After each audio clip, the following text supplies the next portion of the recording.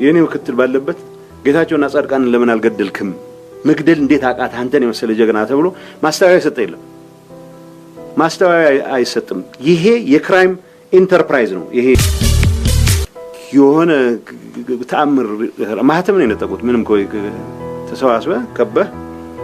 ማህተም ተነጥቃና ስራቸውን እንዳይሰሩ ማድረግ በጀት ይቋረጣሉ የሚለው ፌደራል ኮ ማቋረጥ አይተበቅበትም እንዳይንቀሳቀስ ማድረግ ነው ከዛ በኋላ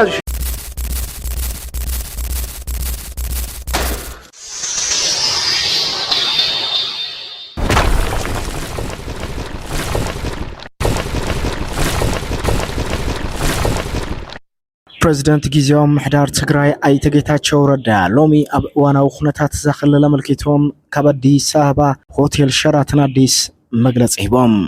ፕሬዝዳንት ጊዜያዊ ምሕዳር ጌታቸው ረዳ ኣብ ትናይሎም መግለጽኦም በዋናነት ንርክብ ሻዕብያን ሕወሓትን ንዋናው ኩነታት ትግራይ ምስ ጉዳይ ተመዛበልቲ ተኣሳሲሮም ዝለዓሉ ጉዳያትን ብዓቢኡ ድማ ህላው ጊዜያዊ ምሕዳር ትግራይን ኩነታት ሰላም ዘኽለልን ዝምልከት ብዝርዝር መብርሂ ሂቦም እዮም نحن ون كافتهم توم بريزيدنت زلعلوهم حسابات قنديلنا نزمرصنا يوم نابخاتكم كنقربينا حابيركم ناصلحو كفتኛ የስልጣና ባዝ ያለው ሁሉንም የግርግር መንገዶች ኢንክሉዲንግ ጦርነት ካብ ጠቅላላ ህዝብ ትግራይ እትልዕል 900 ታው ድጋፍ ህዝብ ዘለዎ መሪሕነት ይዘለን ዝበሉ ፕሬዝዳንት ጊዜያዊ ምሕዳር ትግራይ አይተ ጌታቸው ረዳ ስለዝኾነ ማህተም ብምሕዳግን ቤት ጽሕፈትን ምምሕዳራትን ብምቁጽጻር لب ህዝቢ ምሽና ፈይካልን ክብሩ ድማ ገሊጾም ወለው ምስ ማህተም ምሕዳግ ተኣሳሲሩ ኣብ ትግራይ ብርክት ዝበሉ ጸገማትና ተፈጠሩ ጸንሑ ኮይኖም አዘገን ለዓልወት አዘዝ ሰራዊት ትግራይ ኢዶም ብምእታው ምሕዳራ ጊዜያዊ ምሕዳር ትግራይ ንኽፈርስ ይስራሓሉ ክብሉ ድማ ወቂሶም አለው ማለት የደጋፊዎችን ቁጥር ማወቅ ከፈለጋችሁ 90% ህዝብ ጌታቸውን አይደለም ሰላምን ልማትን መረጋጋትን የተፈናቃይ መመለስን ስለሚደግፍ የዘጠና ምናምን ፐርሰንት ህዝብ ድጋፍ አለኝ በየምናና አበ ትግራይ ካብ ዘሎ ሁሉ ፖለቲካዊ ሕምስምስ ተጠቀምት ዝኾኑ አካላት አለው ክብሉ ፕሬዝዳንት ጊዜያዊ ምሕዳር ትግራይ አይተ ጌታቸው ረዳ ገሊጾም ካብዚአቶም ሓደ ድማ መንግስት ኤርትራ ይኽብሉ ድማ ወቂሶም ከመገላልጻ አይተ ጌታቸው ረዳ መንግስት ኤርትራ በምኽንያት ስምምዕነት ፕሪቶሪያ ዝቆረን ዝተቀየመን ኃይሉ ይድሕር ምባሎም ስለዝኾነ ድማ ምዝ አካል ዝግበር ስምምዕነት ነቲ አቀዲሙ ዝፈጸመው ጥፋት ተሓታታይነት ክነግስ ብምግባርን ኣብ መትከላውነት ዝተመርኮሰ ርክባት መፍጣርን ክኸውን ከም ዝግበኡ ነብሪሆም ፕሬዝዳንት ጊዜያዊ ምሕዳር ትግራይ አይተ ጌታቸው ረዳ ኣብ ፈለማ እዋናት ርክብ ሻዕብያን ሕወሓትን ንሶምውን ይድግፉውን ይፈልጥውን ምንባሮም ድሕሪ ምግላጽ በድሕሪኡ ኣብ ዘለው እዋናት ግን ብፍላይ በቲ ዶክተር ደብረጽዮን ገብረሚካኤል ዝምራሕ ጉጅለ ሕወሓት ሕቡ ዝበሃል ዝምድናታትን ርክባትን ንምፍጣር ይስራሕ ምህላውን ኣነጺሮም የኔ ምክትል ባለበት ጌታቸውና ጻድቃን ለምን አልገደልክም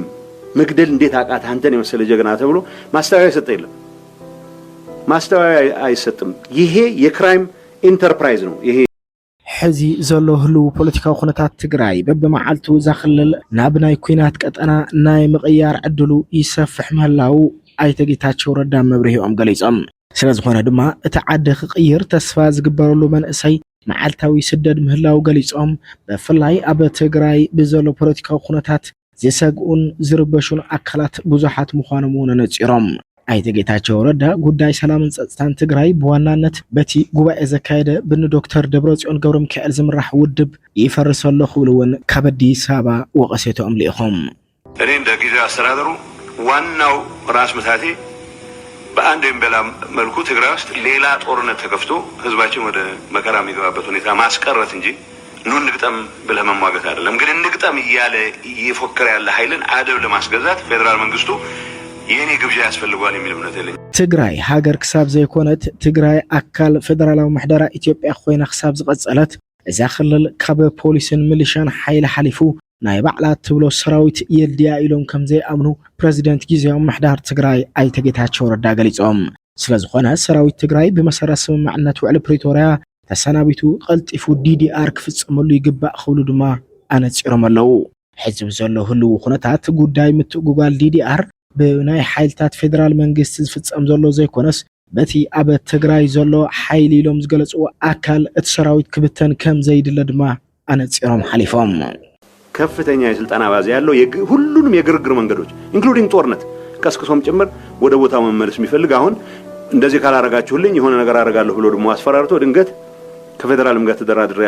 ተደራድሬ እመለሳለሁ የሚል ቡድን እየፈጠረ ያለው ጀት ነው። ንጉዳይ መምላስ ተመዛበልቲ ዝምልከት ኣይተ ጌታቸው ረዳ ሕዝብ ዘሎ ህልው ኩነታት እቲ ካብ ምዕራብ ዝተፈናቀለ ህዝቢ ናብ ቦትኡ ከይምለስ ቀንዲ እንቅፋት ኮይኑ ዘሎ መንግስት ፌደራል ዘይኮነ እቲ ብን ዶክተር ደብረጽዮን ገብረ ሚካኤል ዝምራሕ ውድብ ህዝባዊ ሓርነት ትግራይ ምዃኑ ወቂሶም ኣይተ ጌታቸው ረዳ ሎሚያ በዝሃብዎ መብርሂ ንብርክት ዝበሉ እዋናት ምስ ጉዳይ መምላስ ተመዛበልቲ ዲዲአርን ካልኦት ጉዳያትን ተኣሳሲሩ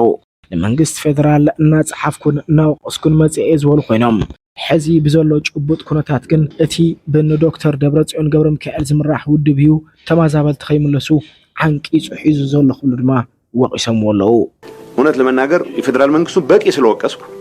በተደጋጋሚ በቂ ስላማረረን ፌደራል መንግስት በኔ እምነት በአሁኑ ሰዓት እንደዚህ አይነት ችግሮች እንዳይፈቱ ከማድረግ አንፃር ትልቁ አደናቃፊ ሆናለሁ ጊዜው አስተዳደር ውስጥ ያለው ትርምስና አሁን ጉባኤ አርጋለሁ ያለ ትግራይን ወይ ላይ ትርምስ ምዕራፍ ለማስገባት የሞከረ ኃይል መሆኑ መታወቅ መቻል አለበት። ምስ ምትእትታው መንግስት ፌደራልና በትግራይ ዝምልከት ወላኳ ጊዜው ምሕዳር ትግራይ ቀጥታው ጻውዒት መንግስት ፌደራል እንተዘይገበረ ሕዝብ ዘሎ ህልው ኩነታት ግን መንግስት ፌደራልን ሕወሓትን ተስማዕሚዖም ዝመስረትዎ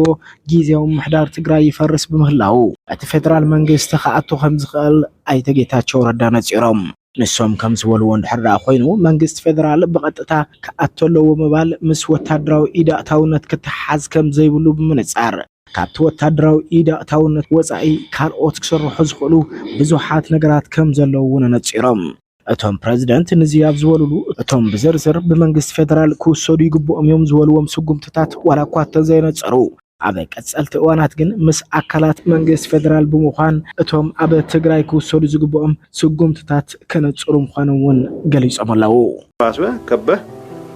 ማተም ትነጥቃለህ ስራቸውን እንዳይሰሩ ማድረግ በጀት ይቋረጣሉ የሚለው ፌደራል ኮ ማቋረጥ አይጠበቅበትም እንዳይንቀሳቀስ ማድረግ ነው። ከዛ በኋላ ባርከስ ፍትዋት ተከታተልቲ ምድላዋ ታርጌት ሚዲያ ሎሚ ፕሬዝዳንት ጊዜያዊ ምሕዳር ትግራይ ኣይተ ጌታቸው ረዳ ኣብ ህልው ፖለቲካዊ ኩነታት ትግራይ መልኪቶም ንዝሃብዎ መብርሂ ከም ስዕብ ኣቅሪብና ሰላም